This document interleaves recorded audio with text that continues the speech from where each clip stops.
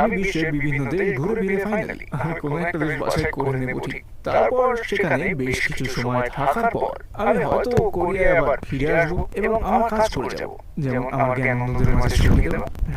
ইসলাম গ্রহণের আগে কিসে বিশ্বাস করতেন আপনি? আমি ঈশ্বরে বিশ্বাস করতাম। আমি বিশ্বাস করতাম কারণ আমি জন্মগতভাবে ক্যাথলিক, আমার বাবা মা ক্যাথলিক, আর আমার পুরো পরিবার ক্যাথলিক। তো আপনি যখন ছোট ছিলেন তখন কি চার্চে যেতেন? হ্যাঁ হ্যাঁ অবশ্যই। আমার ছোটবেলায় বাবা মায়ের সাথে আমি চার্চে যেতাম এবং আসলে তেমন একটা বিশ্বাস আমার ছিল না, কারণ আমি সবাই চার্চে যেত বলে স্বাভাবিকভাবে আমি যেতাম। তো মানে আমি যদি ওখানে যেতাম আমাকে কোনো উপহার দেওয়া হতো বা আমার কোনো খাবার দিত, তো ব্যাপারটা আমি খুব উপভোগ করতাম।